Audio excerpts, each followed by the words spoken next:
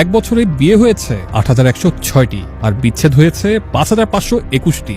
বিচ্ছেদের এমন ভয়াবহ হিসেব বাংলাদেশের প্রবাসী অধ্যুষিত অন্যতম জেলা মাদারীপুরের। প্রবাসী অধ্যুষিত এ জেলাটিতে বিবাহ বিচ্ছেদের হার আশঙ্কাজনক হারে বাড়ছে, আর এতে করে অস্থিরতা দেখা দিচ্ছে সামাজিক ও পারিবারিক কাঠামোতে।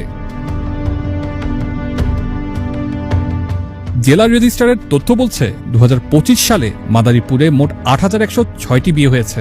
এর মধ্যে বিচ্ছেদের ঘটনা ঘটেছে ৫,৫২১টি, যা মোট বিয়ের ৬৭%।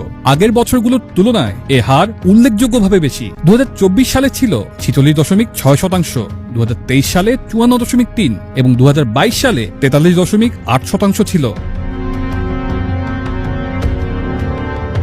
উপজেলা ভিত্তিক তথ্যে দেখা যায় মাদারীপুর সদর উপজেলায় বিয়ে হয়েছে ২,২২৬টি এবং বিচ্ছেদ হয়েছে ২,১৭৭টি, যেখানে ব্যবধান মাত্র ৪৯টি। শিবচরে বিয়ে হয়েছে ২,৪৩১টি আর বিচ্ছেদ ১,২৩৭টি।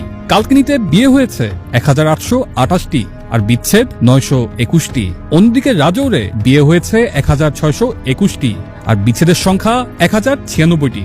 বিশেষ করে সদর ও প্রবাসী অধ্যুষিত এলাকাগুলোতেই বিচ্ছেদের হার সবচেয়ে বেশি লক্ষ্য করা গেছে।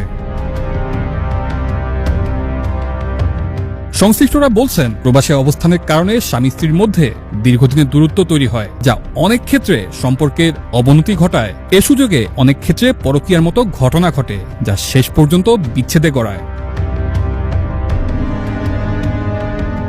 সংশ্লিষ্টরা বলছেন, প্রবাসী পরিবারে নিয়মিত যোগাযোগ বজায় রাখা, পারিবারিক মূল্যবোধ জোরদার করা এবং বাল্যবিবাহ প্রতিরোধে কার্যকর উদ্যোগ গ্রহণ করা না গেলে ভবিষ্যতে এই সংকট আরও গভীর হতে পারে।